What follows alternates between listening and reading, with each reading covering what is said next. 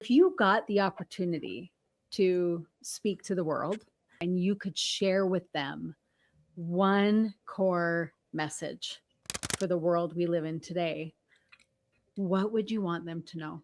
I think is that it's all made up. Everything is made up. All of it. It's all made up. When we first start to realize it's all made up, it feels devastating. But I will say this. When you realize in your nervous system that life is meaningless and hopeless, inherently, and who's been authoring the meaning and who's been authoring the hope? I have. So my life becoming more hopeless and meaningless has been a reclaiming of being the author of my story rather than be convinced that life is telling me what it is. Rewriting the story of your life is a real thing, but the ink comes from the nervous system. Welcome to Unreasonable Autonomy. My name is Sarah Grace. This is the podcast for entrepreneurs and innovators who refuse to settle. Here we dive deep into raw, real conversations with boundary pushers who have pursued seemingly impossible ideas and yet have achieved unreasonable results, whether that's in their faith, relationships, health, politics, yes, even business. All of those conversations are happening right here, right now. So let's buckle up because this isn't about playing it safe. Unreasonable ideas, unstoppable results. Let's go.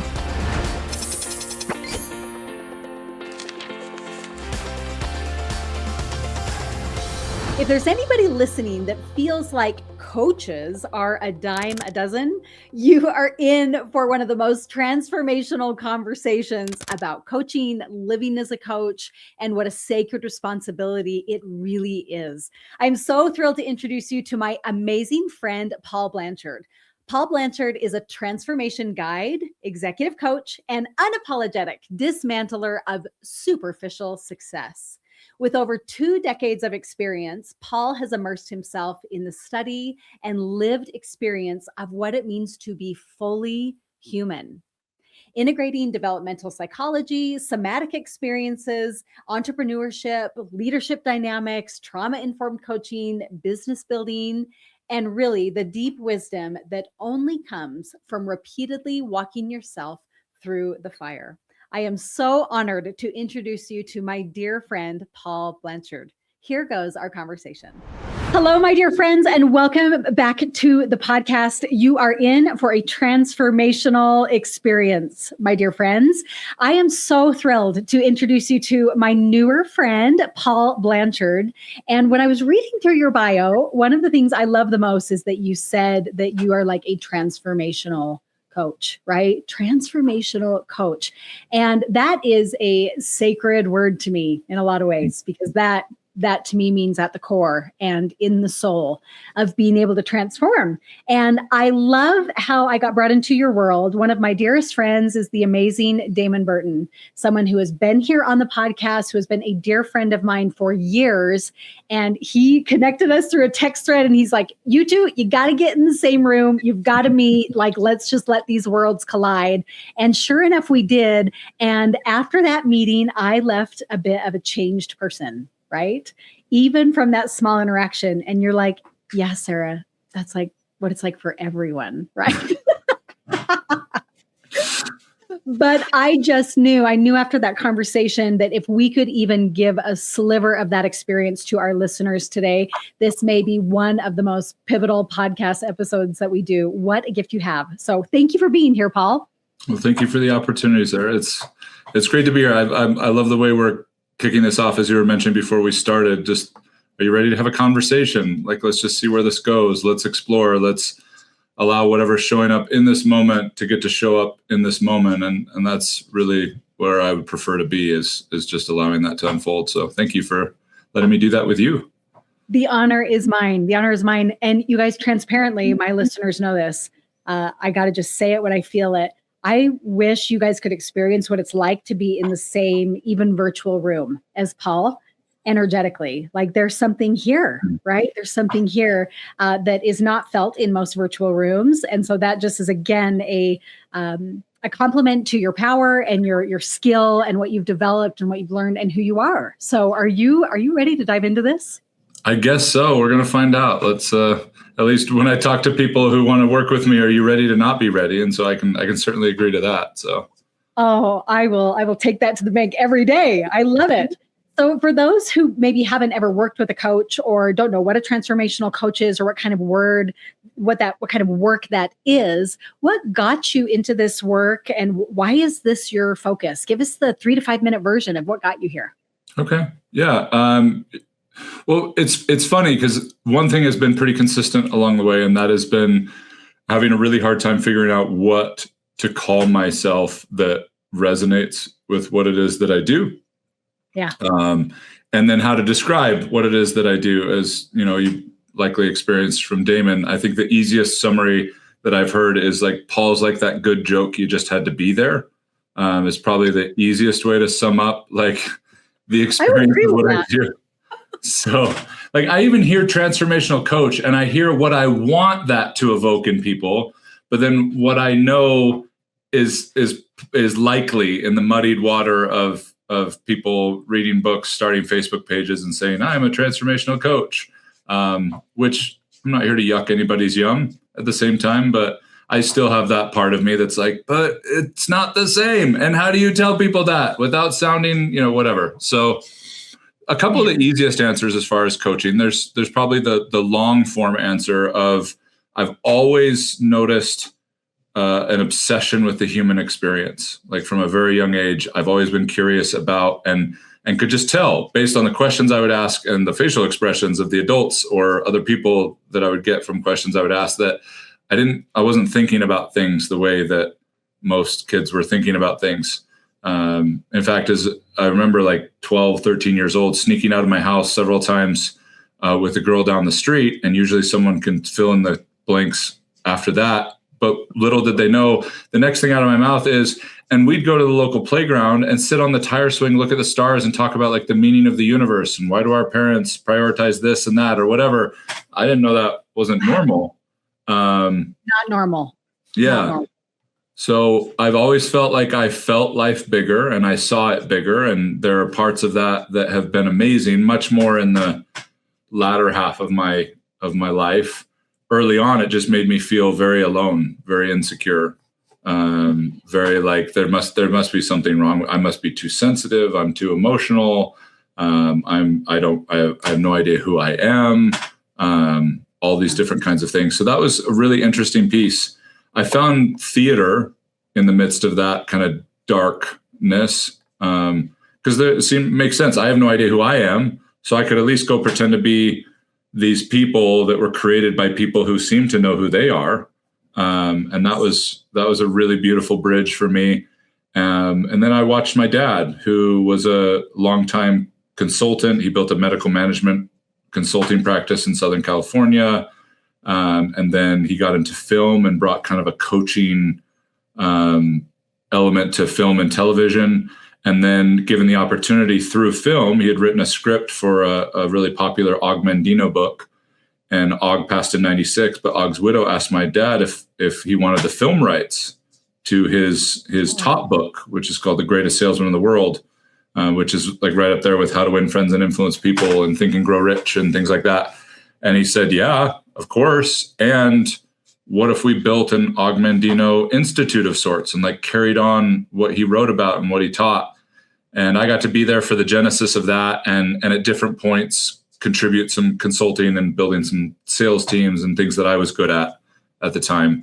And so there was certainly an influence from my father, who is a phenomenal coach and to this day, one of the greatest speakers from stage I've ever seen.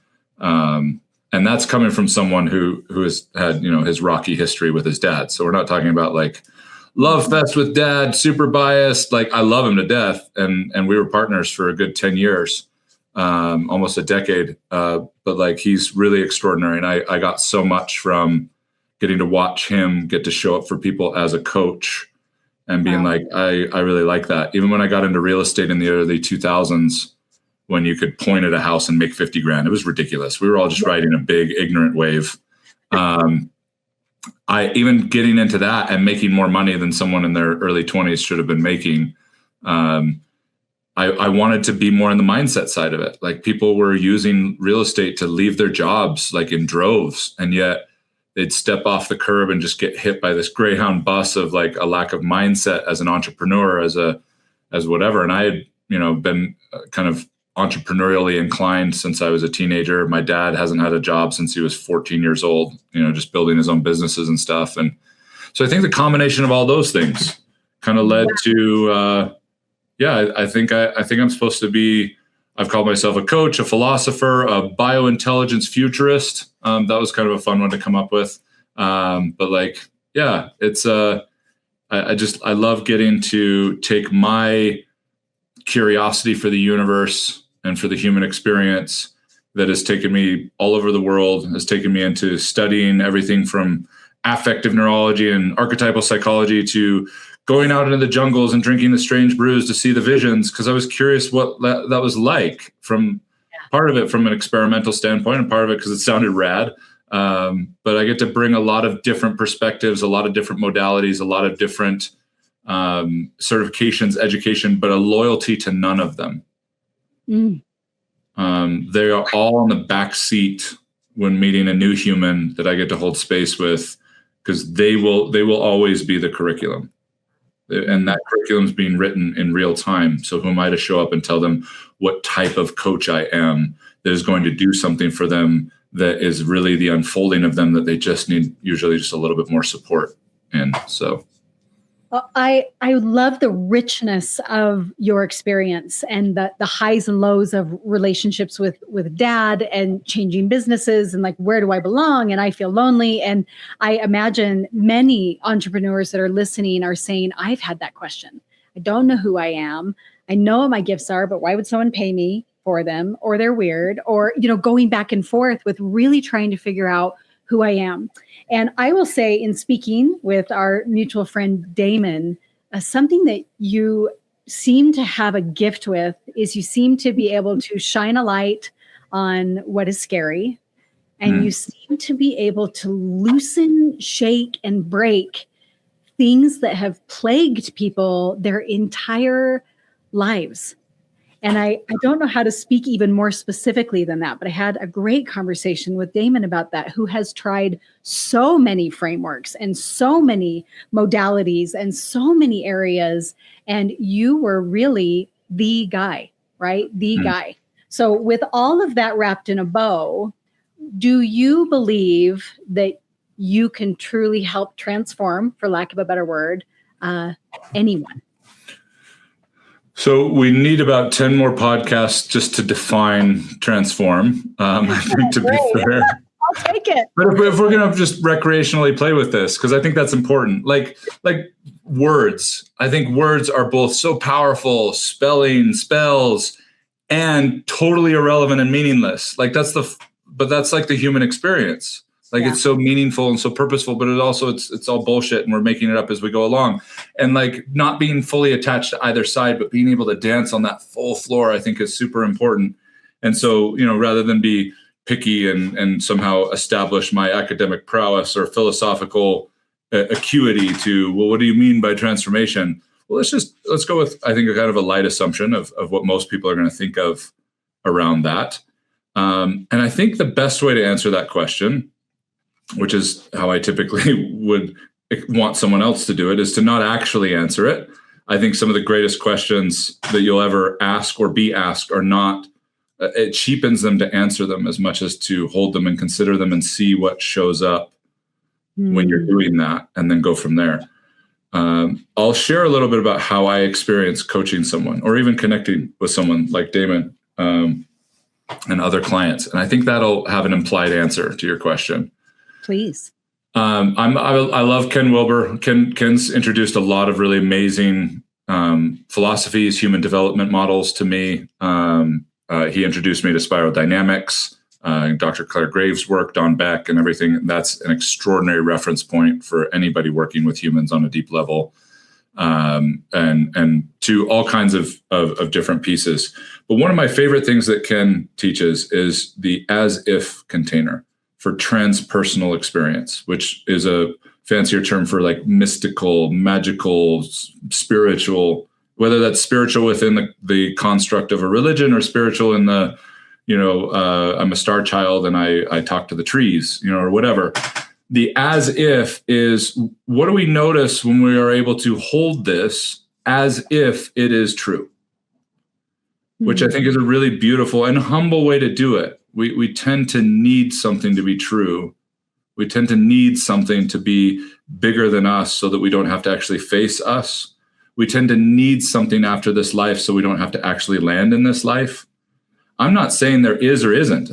I'm the last authority on any of those things. I'm just saying the need for it, the desperation is what comes out of that need exhaust pipe, is a challenge. And so being able to lean into that as if it's true. So I want to share a frame of how I experience coaching humans. Yeah. As if it's true. I'm not saying this is what's happening. I'm considered by many to be a concierge to the weird, because I'm finding more and more people are super curious about the weird than ever before. But that's subjective. For some people, saying a prayer to their God is out loud is weird. Yeah. Rather than just silently to yourself. For other people, some of the doing somatic experiencing and making buzzing sounds to try and relieve some trauma is weird. And there's a whole spectrum. But I'm finding as a collective, most human beings are becoming more and more curious about the weird. A lot of the people I work with are not interested in exploring the weird by someone who seems to live there full time. If you get what I mean. And so I am a frequent visitor of the weird. I have experienced a lot of weird in a lot of different ways. And so I get an opportunity to be a concierge rather than actually be consumed by it and identify with it. And so in that container, when I meet someone, if it feels like it's heading towards a potential coaching opportunity, which is a whole process, I don't allow someone to, allow is a weird term, but again, we're not going to get super picky about words today. I don't let someone hire me after a really amazing connection. I find the strike while the iron's hot to be antithetical to transformation, because transformation is a very personal, very self-directed experience. It's a big difference between supporting that and me actually creating it. And I found over 20 years of coaching and wanting to take people into this very sacred, beautiful, amazing space of transformation, whatever that is for them in their life, their relationship, their business, it's all the same mechanics. That it is so important that persuasion is not a major ingredient. So if someone has an amazing connection with me, they feel seen, that I ask them questions they've never been asked before, I'm holding space, they feel safe, which I feel unbelievably honored to do and still insecure about to this day. I think it's one of my great superpowers, because if you're going to go deep into somebody, the deeper we go into ourselves, the younger we become. And I want to hear my insecurities as I go in there, so I don't overpower those young parts. So I don't assume authority that isn't mine to assume when we're working on that person. And so that insecurity keeps me in check in a really beautiful way. It used to feel like it was crushing me, but when I found out it was actually one of my greatest advisors, everything changed. And so as if this is true, Sarah, when I meet somebody, what I'm looking for, the easiest way to describe it, again, not that this is what's actually happening, but this is how I experience it.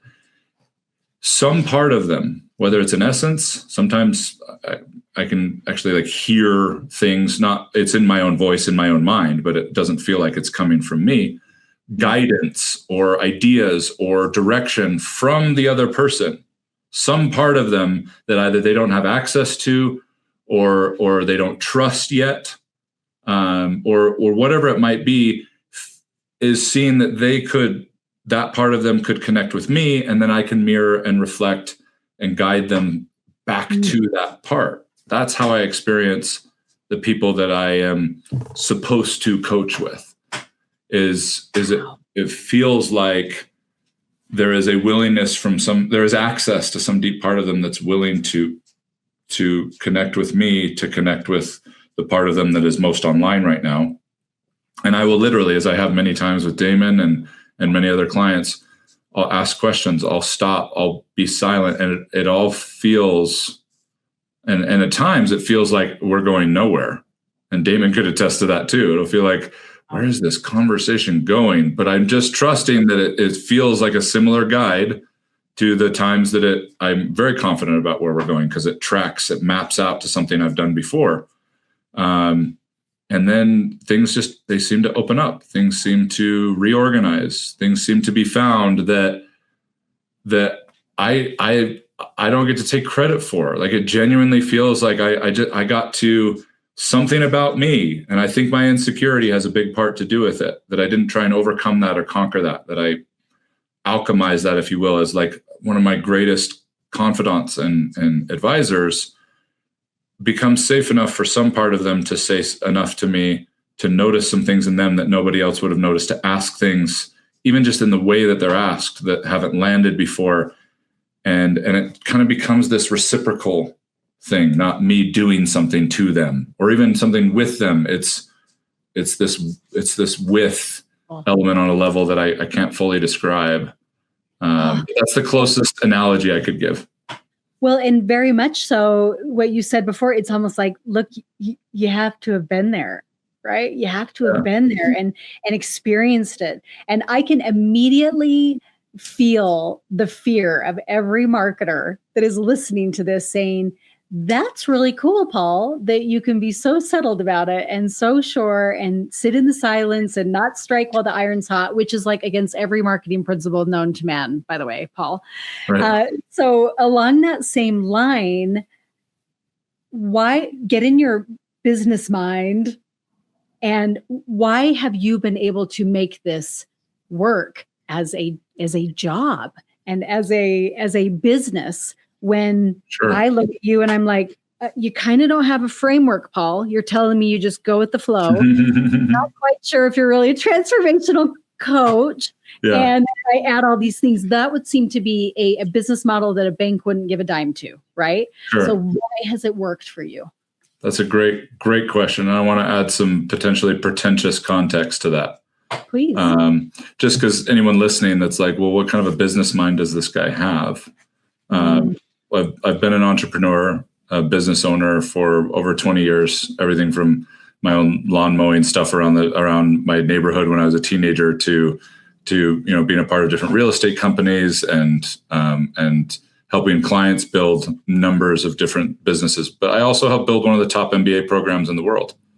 So and I did that without a bachelor's degree, by the way. Oh, yes, that detail. Yes, yeah. That detail.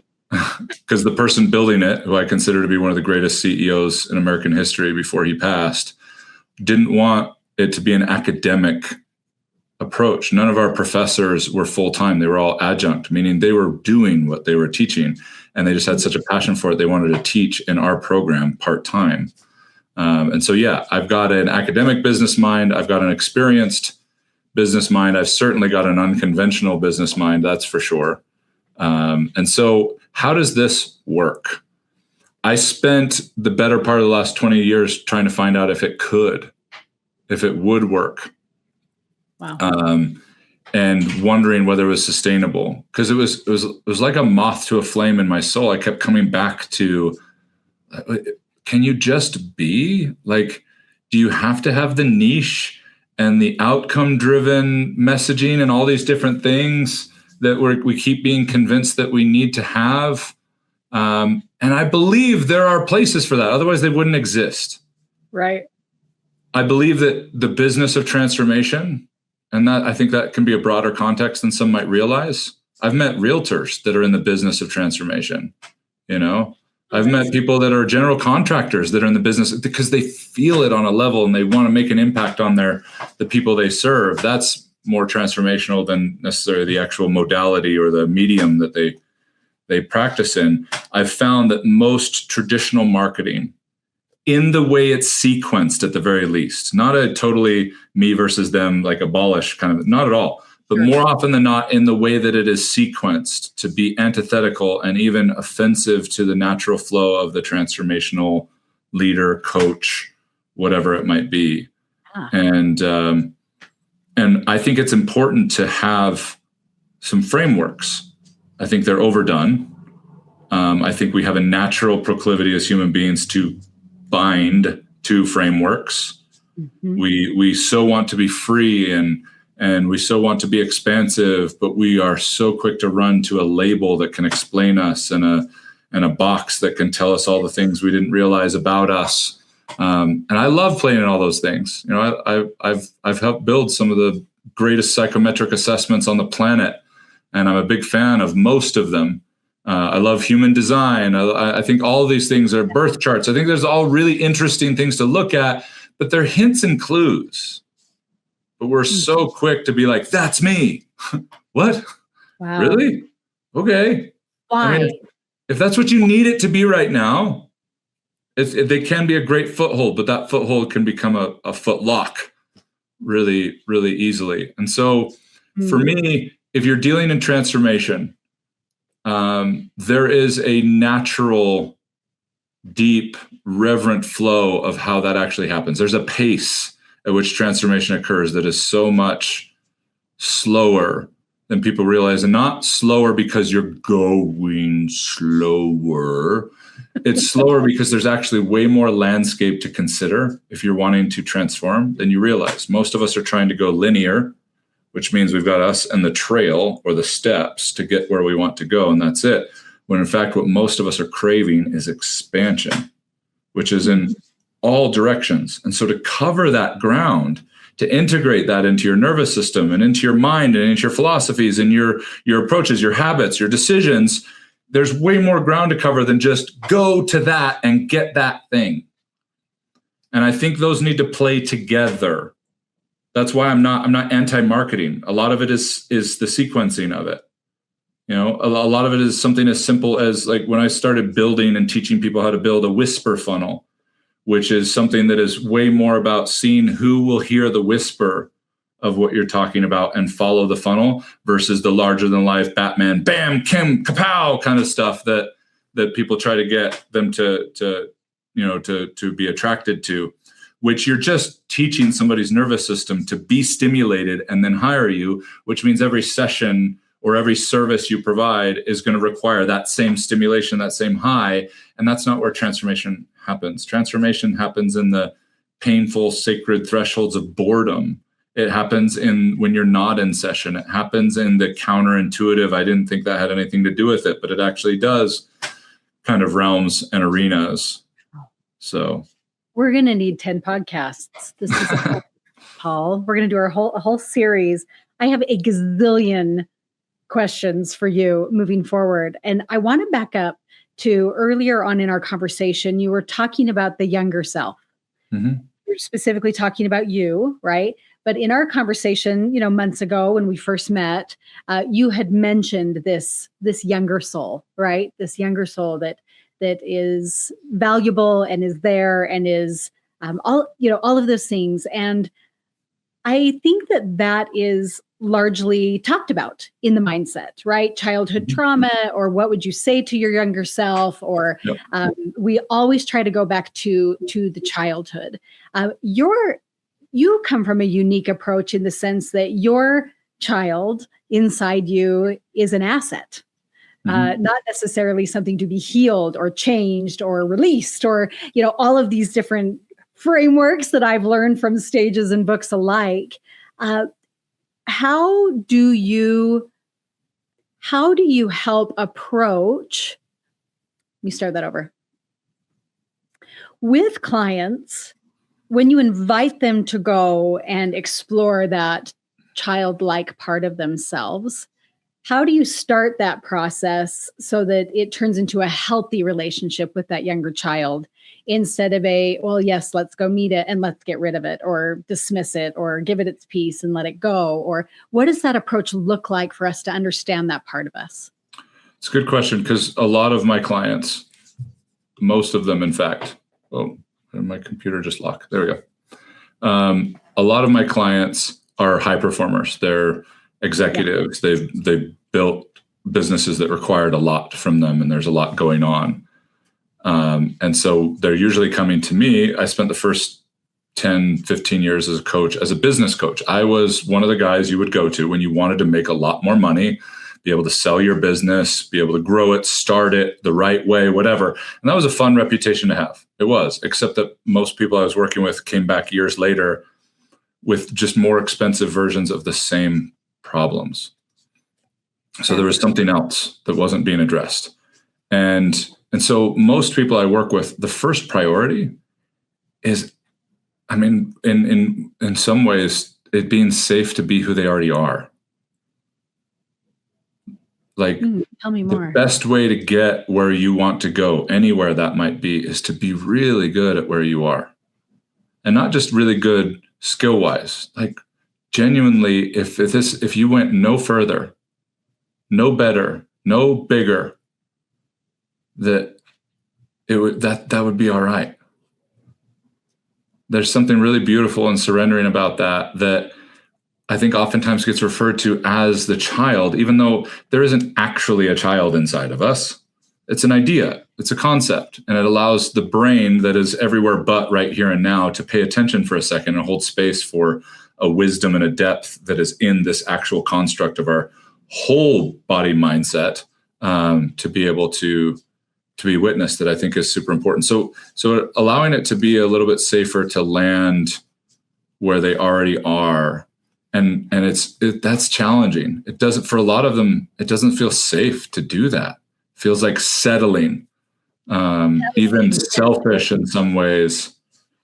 But on the other side of that, if we could punchline this, and then we can keep building out the joke, on the other side of that is a life of ease and less effort in the ways they've been told they needed to put in effort, and the hard that they were taught it had to be. And when that shatters and they see like the thing I have been secretly craving, which for me, for a lot of years as a business coach, was a bad word. Easy was a bad word. Yeah. And yet when you look at the patterns of our civilization, it is really what we all want. We all want life to be easier. And I'll tell you what, Sarah, the hardest thing I've ever done is learn to let my life be easy. It's the hardest thing I've ever done, ironically.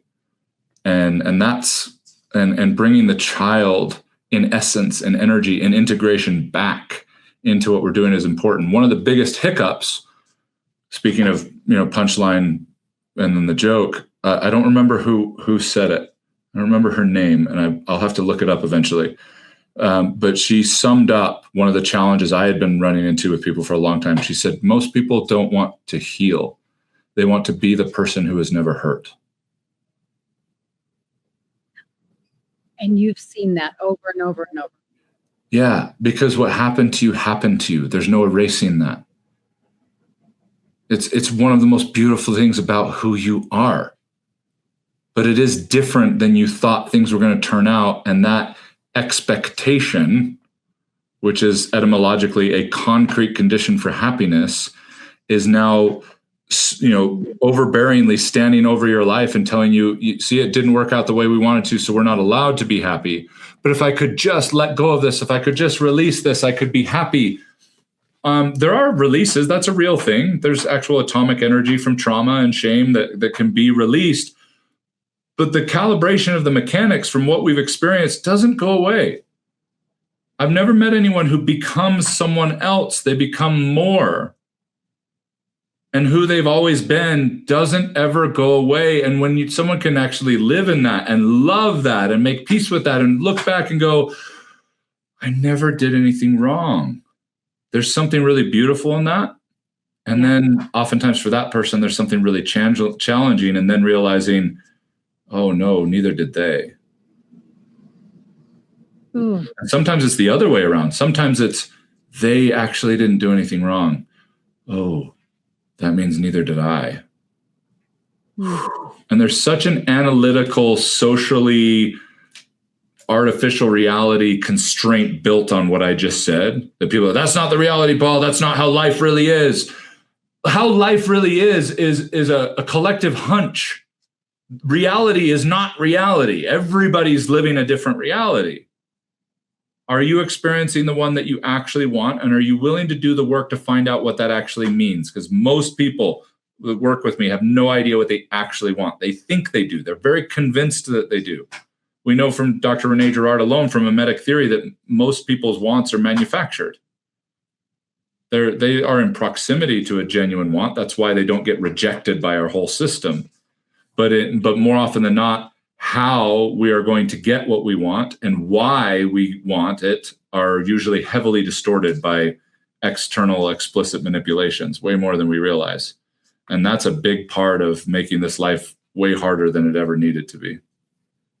Well, I want to dive deeper into two things that you said. One is that the hardest thing you have ever done is allowing your life to be easy, right?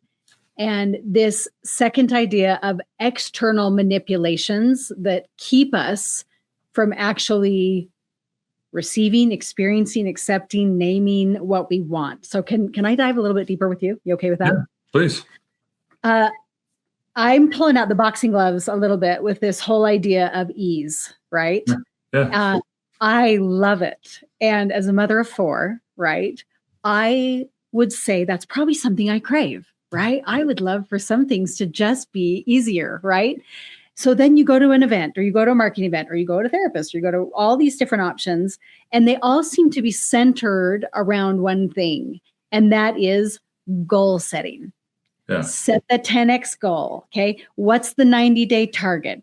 Okay. What's the action item? Okay. And everything in my brain says upward, effort, friction, hiking boots, right? Sweaty palms on the way up to that goal is what is going to be required for me to bring more ease into my life, right? Yep. And you are smashing mirrors all over the place saying, that's not the path, Sarah. That's not the path to the happiness that you want. Yeah. Talk to me.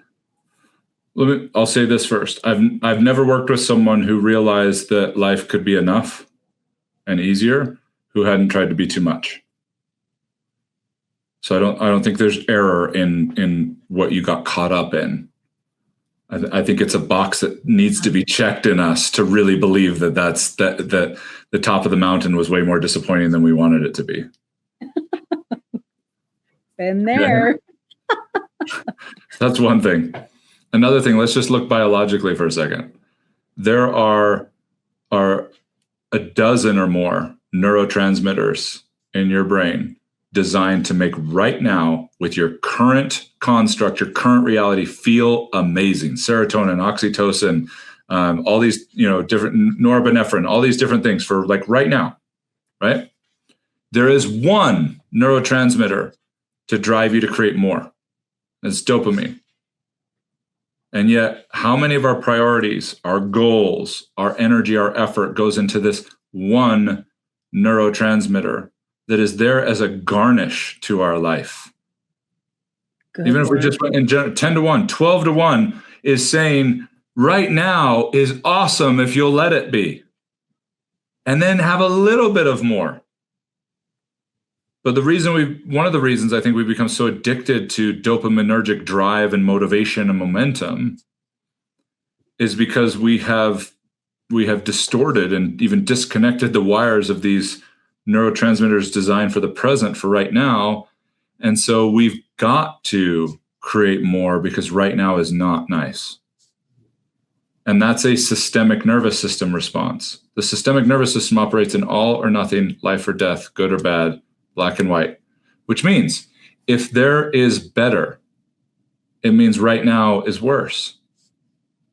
If there is good, it means right now is bad.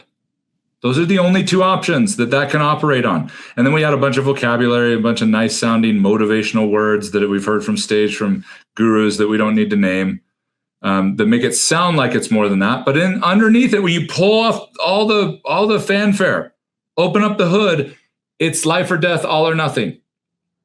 And the only reason why I should want more is because I have less. The only reason I should want to be better is because I suck. Those are the only two options. It hurts my heart to hear you say it like that. But we're built in patterns.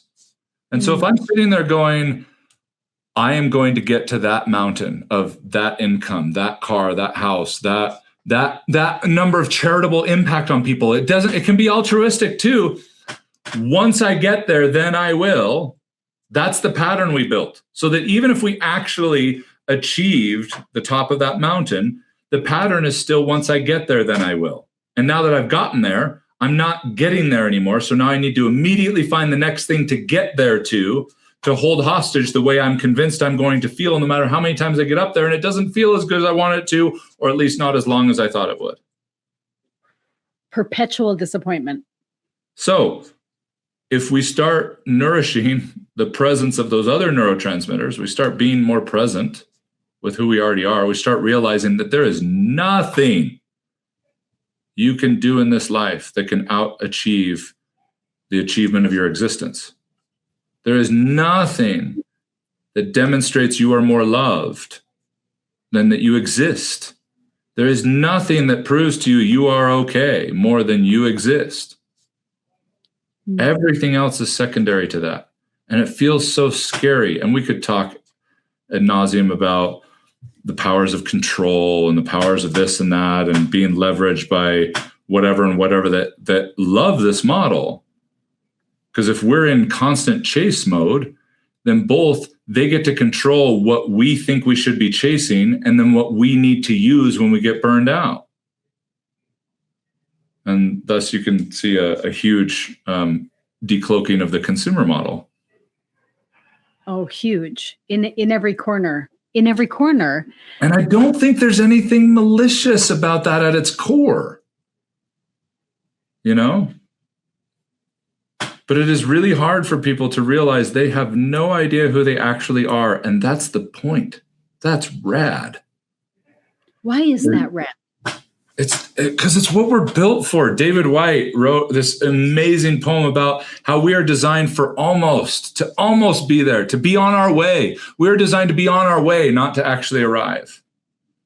No, and that's why we have more neurotransmitters for loving the on our way experience of our life, not the arrival. I've met some high performers who were convinced they were loving the on their way, but when you really got down to it, it was on my way to this achievement, to this notoriety, to this thing. Yes. And have abusively, I don't think is too strong of a word, convinced themselves that they love the grind. No, there's a big difference between I love the grind and I tolerate the grind more than actually stopping and letting all the shit from my past and my life, the trauma that I haven't been given permission or wasn't safe to feel, to catch up with me. Wow. So I'd rather grind than let that catch up with me. Yeah. And I can have a tremendous amount of empathy for that. I'm not going to look at just about anyone that's go, grind, be like, oh, what an idiot. No, I look at someone like that and try to, in the least patronizing way as possible, because I don't want to give the vibes of like, I've seen the wizard behind the curtain and you haven't, or anything like that. Sure. But being like, wow, I wonder what kind of pain is fueling that engine. Mm-hmm. You're just so sincerely curious about the human experience. I mean, just proven time and time again. And let me just share with you personally, our conversation from a few months ago ended up bleeding into our dinner table discussion. And I was talking with my husband and my kids about who you are and what you do. And they know Damon. And so we were making all these connections. And it was fascinating in that experience that as you and I talked, we brought up this concept of trauma and of childhood trauma. And, how that tends to make quite grind heavy, resilient in quotes, entrepreneurs, because they're masking it and they're just in love with the grind to shy away from other things. And I had made some joke. I'm like, well, I don't have that excuse because I actually had a really fabulous, healthy, stable, loving pom-poms, very much so childhood. And you asked me a couple more questions, which I won't share. It's a conversation for another time. But you brought up this concept that you're one or the other. You're either the entrepreneur with a ton of trauma, or you're the one that it's death by 1,000 cuts. Mm-hmm. And you didn't minimize the idea that like I hadn't had instability and I hadn't had this and I hadn't had this, but you brought up this idea of death by 1,000 cuts. And so looking at that kind of frame of how you saw me in that moment, we were talking about it at the dinner table, and the conversation was so beautiful because it allowed each of my kids to go through and talk about some of the cuts in their life, just the little teeny cuts, because they're well fed and they wore Nikes on the way out to the bus and like, they're okay. You know, all of those things that say, I'm a healthy, okay kid. They were able to talk about, I feel like I don't get to see mom as much as this kid gets to see her. Right. And little things like that. And honestly, it was beautiful, Paul. It was beautiful. You allowing that kind of language to come in. So full 360 right here as we bring this all back in. You said that a lot of this experience is how can we just help each other be present with the now, and that you said right now is awesome and let it be that, right? How can we better believe you when you say?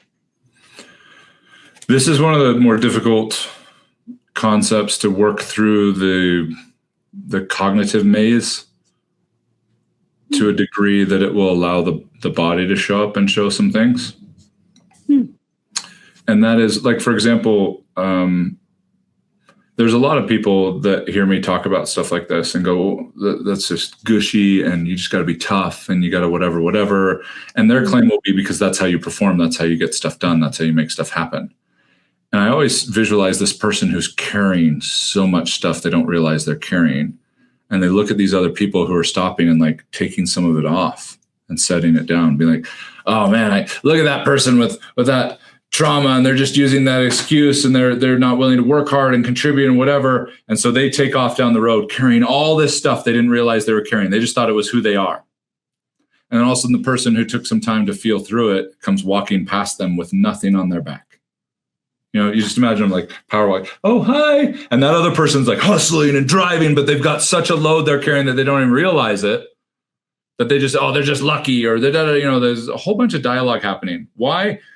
Neurologically, the settings for how hard you believe your life needs to be are put in place before you are verbal or even have a conscious memory. No. Yeah, 100%. No. And so your prefrontal cortex hasn't even developed to the point that it could consider self, because the mechanics for that, the software isn't even downloaded yet in you as a human being.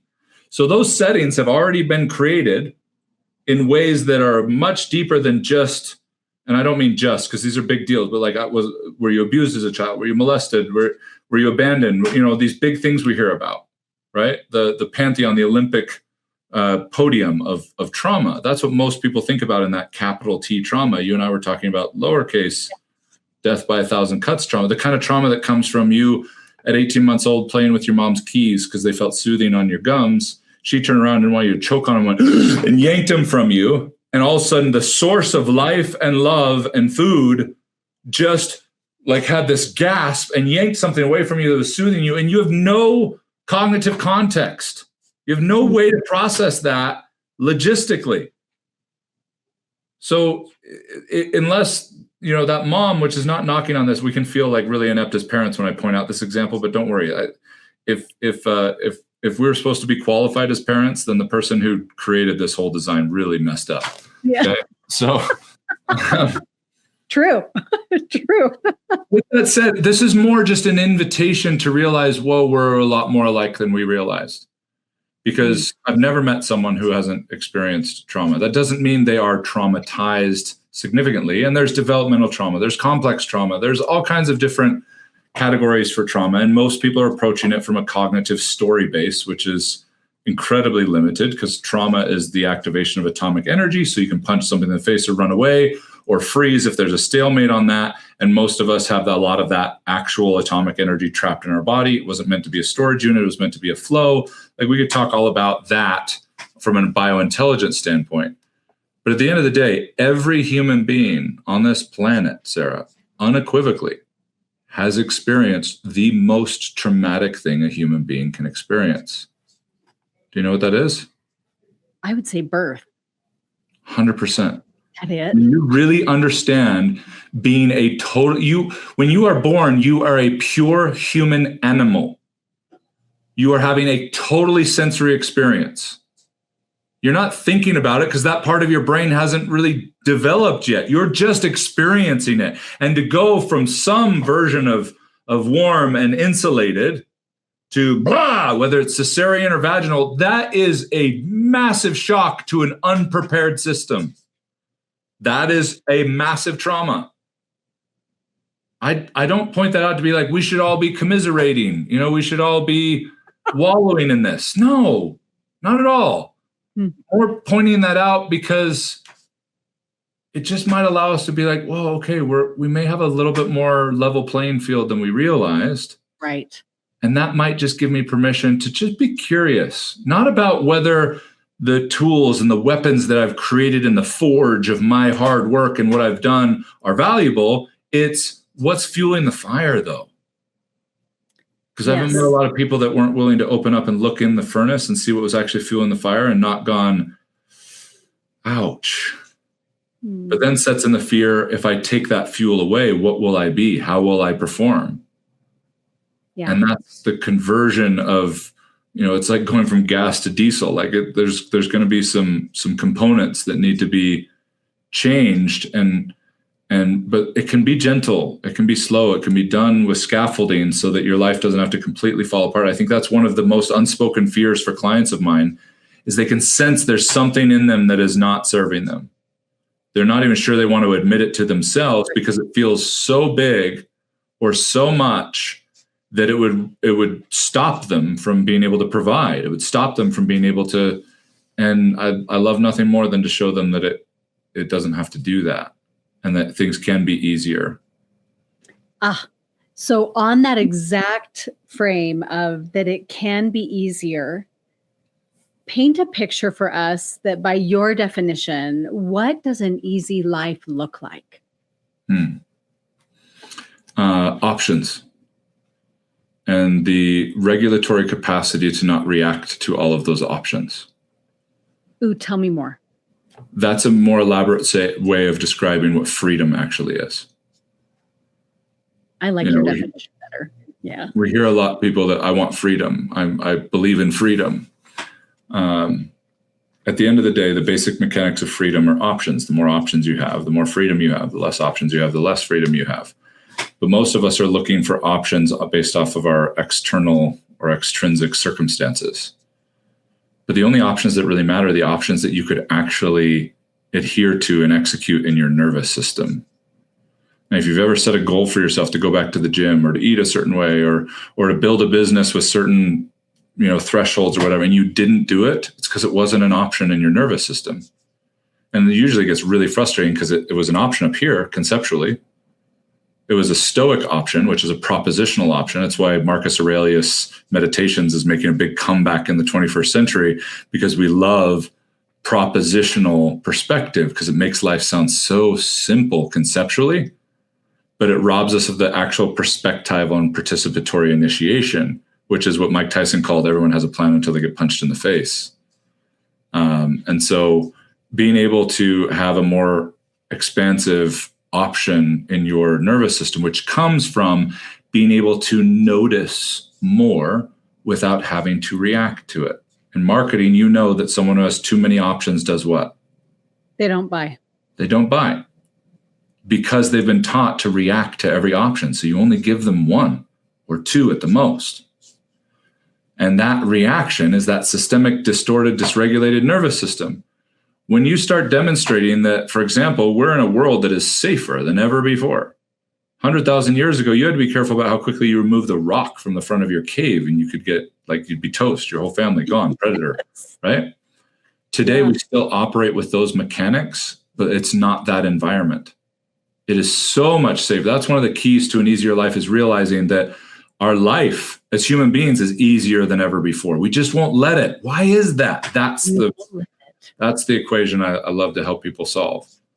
Why do we have so much convenience? Why is it in aggregate? And I get there are still pockets of really dark, horrible ways people experience life and starve and don't get water. That is real, and that's still out. But in aggregate, just for a moment, in aggregate, collectively, it has never been safer to be human. It's never been safer to be a child. I know it doesn't feel like that some days because we hear about everything now in real time, But statistically, almost across the board and everything, it is safer to be a child. It's safer to be what you name it. It is safer and it's easier. But why aren't we experiencing it that way? Because we are still operating with antiquated mechanics that are now reacting not just to a bear or a tiger with its claws out. It's reacting to Facebook comments and an email from your boss and a look you got from your daughter and whatever, that it is experiencing the same way it did those predators because of its dysregulation. Wow. So an easier life is being able to notice more without having to react to all of it, which then gives you options to actually consider it, which then allows you to move to a beautiful place of yes, and I think I want to do that. Why? Because I want to do that, not because it was a hell yes or a hell no, or because I have to do it, but because it's what you decided to do because you had more options. Wow. Okay. Everybody's going to want to put this on repeat to really allow this to sink in, or they need to try and work with you. That's my little caveat there. I have never heard of this whole idea of freedom and options within the nervous system. Mm-hmm. Mind-blowing. Thank you for bringing that pleasure. to me. Options that don't require reaction. Options that don't require reaction. And one of the examples you gave is the whole idea of Facebook comments and likes and social media. It is a dark place right now, right? It is a dark place. So if you got the opportunity to speak to the world, Martin Luther King style in some way, and you could gather everyone together and you could share with them one core message for the world we live in today, what would you want them to know?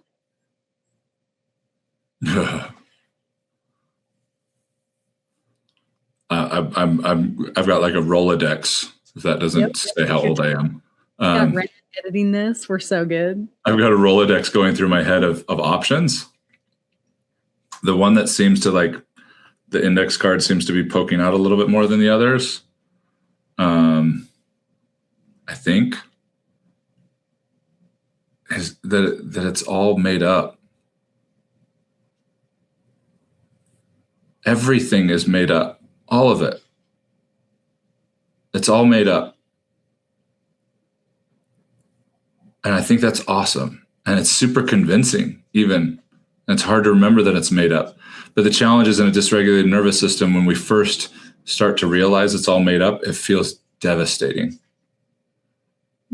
I've heard it said that the depression and the darkness of nihilism is not from landing in nihilism. It's from realizing that all the illusions you were living in weren't real. I have ironically and humorously, but honestly said, the more meaningless and hopeless my life becomes, the better it is becoming. I get that won't land very well for a lot of people. And there is a significant journey behind being in that place and a lot of context and nuance. But I will say this. When you realize in your nervous system, I'm not challenging anyone's belief system or anything, just in your nervous system, that life is meaningless and hopeless. Inherently, specifically, that's inherently meaningless and hopeless. It means that if there is going to be meaning, or if you have been experiencing meaning and you have been experiencing hope, if it is inherently hopeless and meaningless, then who's been authoring the meaning? And who's been authoring the hope? I have. So my life becoming more hopeless and meaningless has been a reclaiming of being the author of my story, rather than be convinced that life is telling me what it is. That's beautiful. Beautiful. And the reason why I go into the nervous system and biointelligence, because rewriting the story of your life is a real thing, but the ink comes from the nervous system. Not from up here. Not from all the affirmations in the world, all the journaling exercises in the world are great ways to organize and clear the runway so you can go down and in and work with the different languages of the body. understanding that there are 3 primary intelligence centers of the neocortex, the thinker mind, the mammalian aspect, and the reptilian aspect, the heart mind and the gut mind. And they all have their own language set. They all have their own superpowers. They have their own role that they're trying to play. They have their own kryptonite that like robs them of their superpower. They have their own learning styles. That's if there was a map that I'm using to lay out, like you would look at in the beginning of a fantasy novel, and you can see the map of the land that you're about to read about with Aragon or whatever, anything.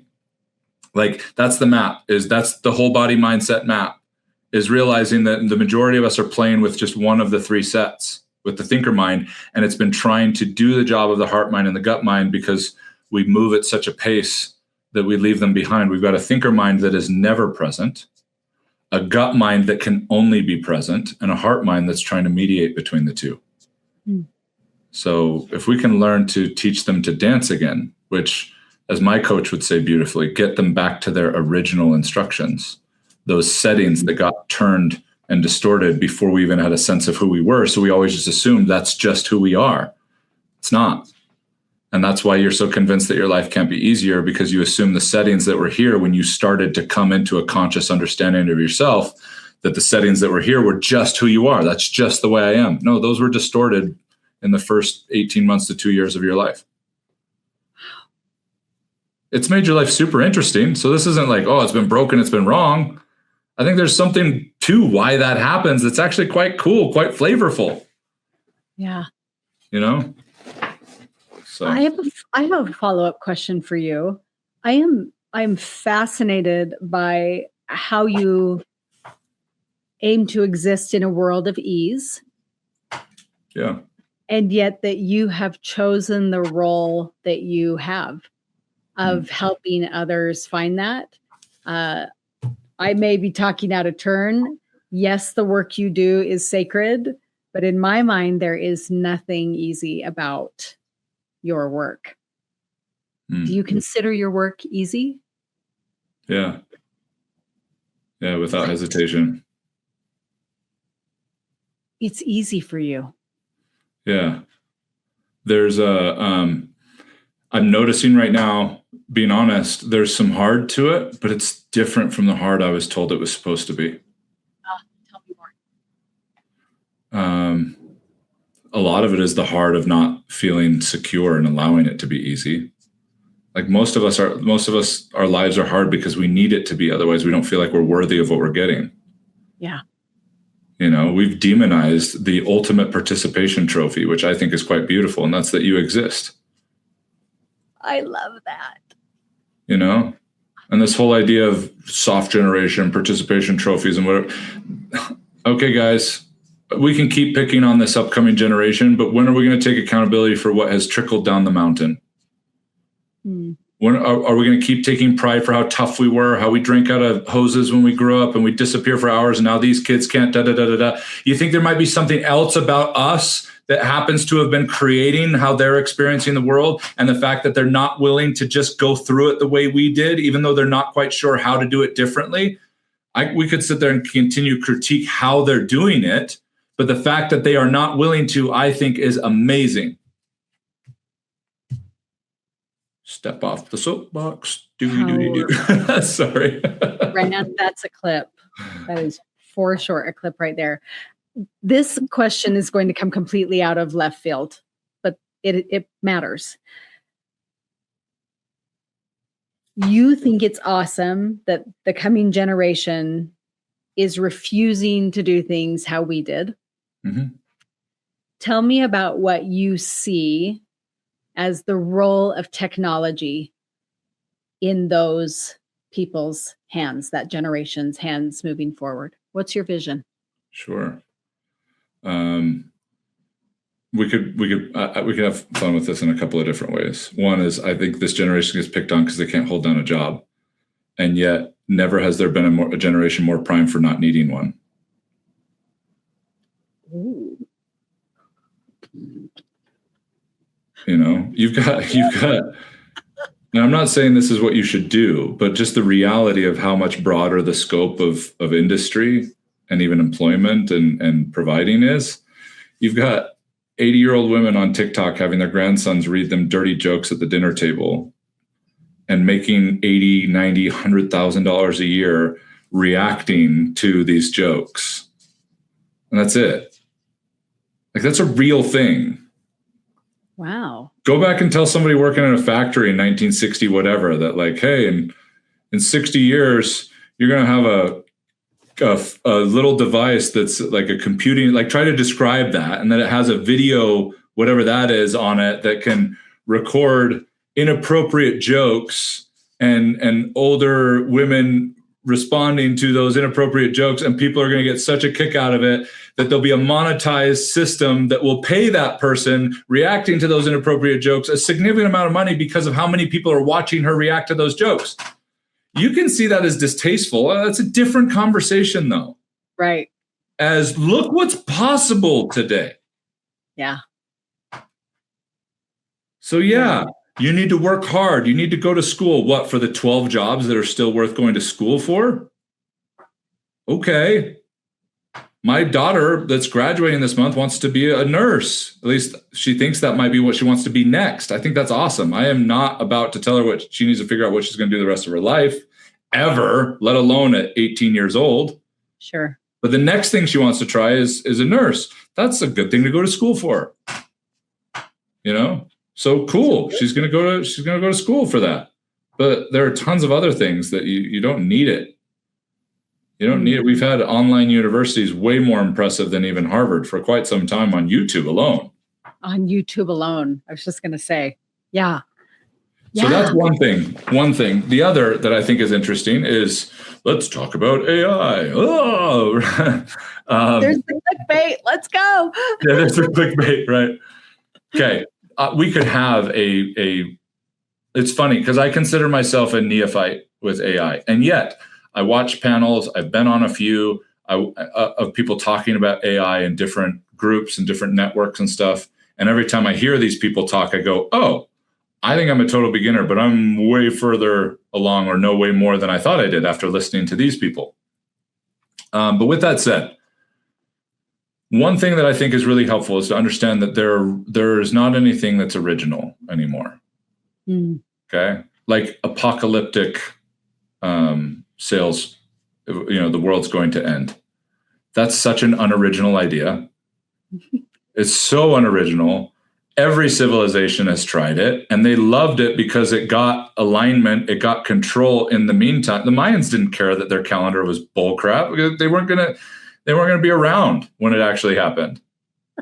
They just wanted the control in the moment 1,000 years ago, 2,000 years ago. They said, like, yeah, things are going to end and we need to make sure we're in alignment with whatever, kind of a thing. So like apocalyptic. And so it's not surprising that AI has been sold as apocalyptic, as Skynet, as the singularity event and whatever else. And I'm not here to knock that. We're certainly headed to something we don't understand. Sure. That's also unoriginal. That's not new. Okay. Well, but it's so fast. Okay. But if you really break down, is speed really the big differentiating factor? We could claim that it is, but I don't think it's as big as a factor as we think. We can talk about the degrading nature of language and that kids can't memorize things anymore. Here's an interesting question, speaking of curveballs. What if we're on our way to thinking being irrelevant and antiquated? Mm-hmm. What could kids do with this mechanism if they don't have to memorize anything? If they don't have to think about how to show up the right way? What on earth could be possible in terms of, I don't know, let's be a little crazy, in terms of like unspoken communication, right? In terms of that kind of quantum entanglement, which is now being proven on a Nobel Prize level scale. Like, what's possible when we stop using this thing in such an antiquated way?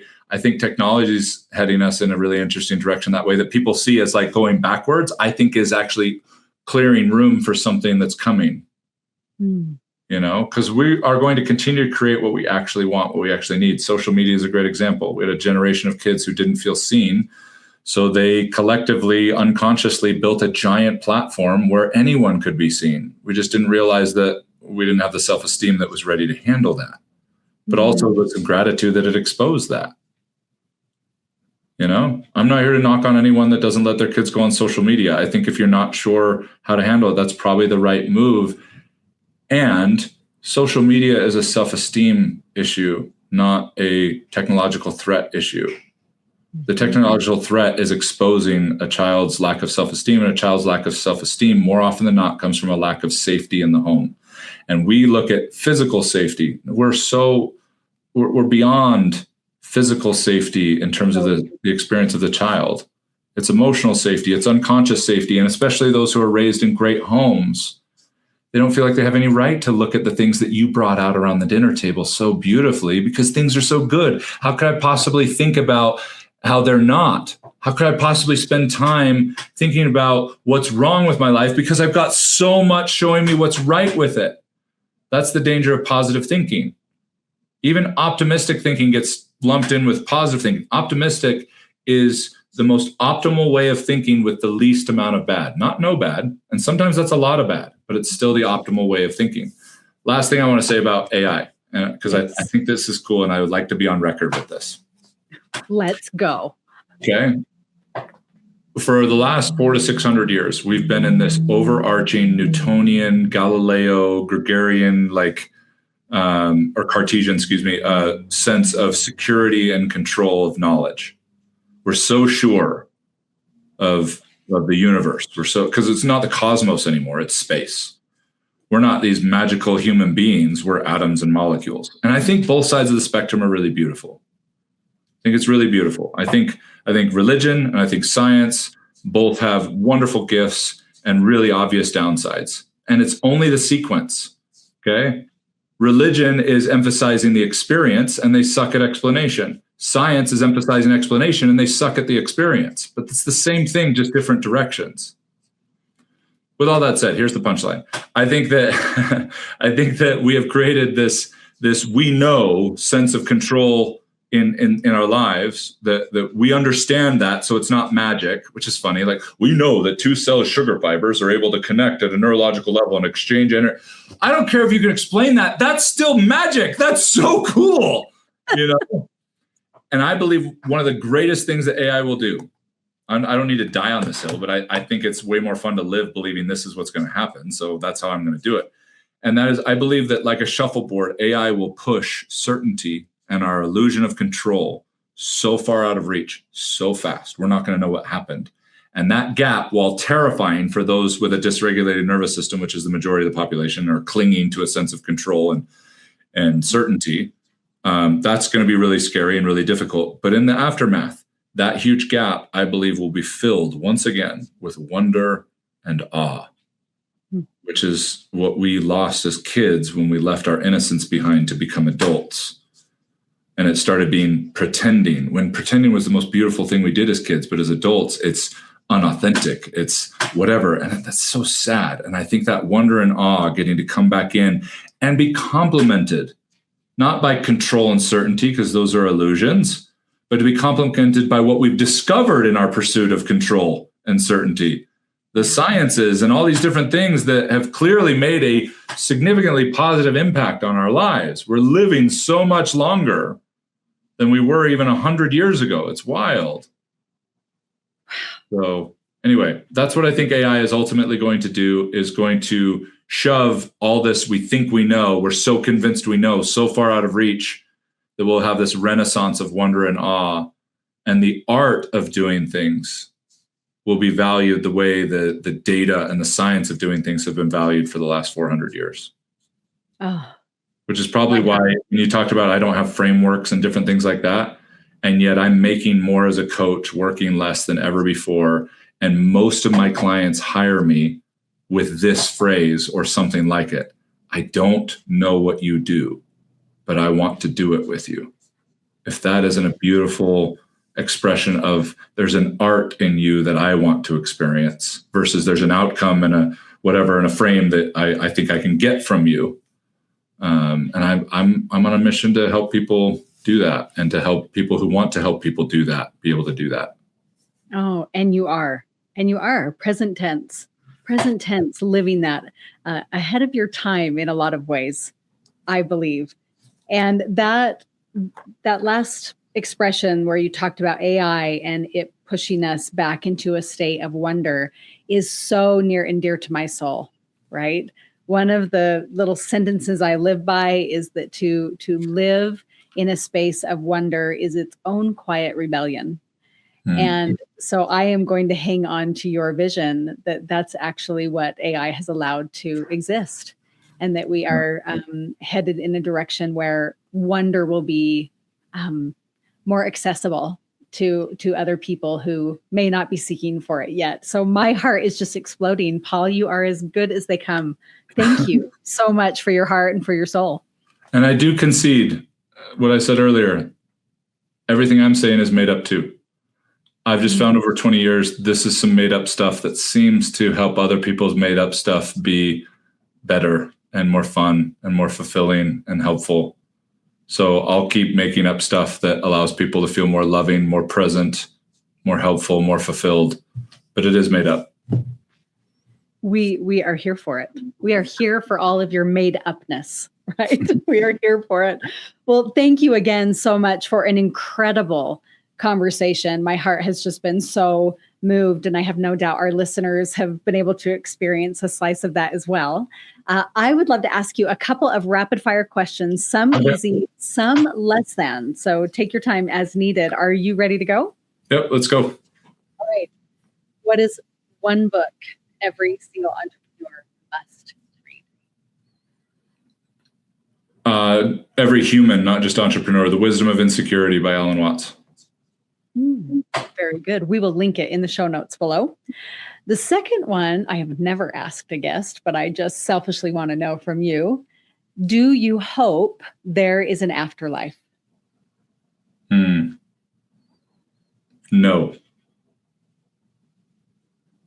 Do you want to expand on that? You don't have to. I have. And I don't want to say I try not to. It just doesn't register very often for me. If in this moment I think about it, I want there to be. I think there's a little bit of nuanced difference between hoping there is and wanting there to be. Wanting there to be shows up right now when you asked. Hope dictates my whole life, which means I have one foot in this life and one foot in the one I hope I'm going to get after this life. When even if there is glory and whatever and amazingness or hell, I don't know, whatever, after this life, I want both feet in this one fully. And I can't think of a God that would have created anything this beautiful that would want me to live any differently and would demand me to draw away from my presence in this life and this incredible human experience. As a great poet once said, earth is crammed with heaven. Oh, I love that. Earth is crammed with heaven. I believe that. Yeah. I believe that. All right. I'm not anti. I don't think people are sheep if they believe that whatsoever. I just think it is incredibly underestimated how a hope for an afterlife takes you away from a more full and present life. And I can't think of any belief system I've heard of that a more full and present life and not needing, in a desperate sense, to believe there is something after this life would take away from living the way that you've been taught you're supposed to live for that afterlife. So I don't think it's offensive either way. I agree. I'm right. I'm on the same page as you. It's beautiful. It's beautiful. So your final question for our conversation today is I want you to think about those nearest and dear to you, including that daughter about to graduate. When you fast forward to the end of your life, what do you hope she says it was like to be raised by you?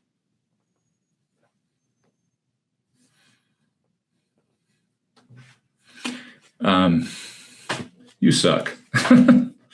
TikTok's already been doing me dirty, like giving me all these daddy-daughter videos as like getting ready for my baby to graduate. She plays her last regular season lacrosse game tonight.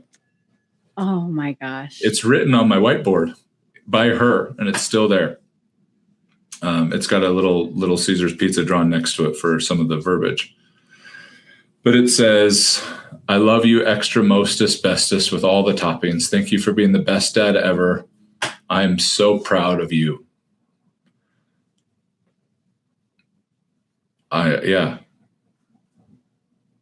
I think it's, that's a pretty, I want her to say that because she feels to her soul she had a dad who spent more time getting out of her way and loving her, becoming her, than trying to get her to where he thought she should be. Beautiful. Yeah. Because you have done the same thing for yourself. Yeah, I hope so. And your clients. And your clients. Thank you for who you are in this exact moment. Fun and all. And present. I cannot express my gratitude and what an honor it's been to share this space with you. Thank you again to you, the amazing Paul Blanchard. Thanks for being here. Thanks, Sarah. Thank you for listening to the Unreasonable Autonomy podcast. If you loved this episode, my guests and I would love to hear about it. Go to the show notes to reach out and let me know what resonated with you or what topics or guests you want to hear in the future. I am here to create for you. Look, I deeply admire your commitment to pushing boundaries and going after an unreasonable life. Keep dreaming big, taking bold steps, and expecting the unreasonable. For more, go to the show notes to dive deeper into the conversations that will keep you going. Thanks for being here.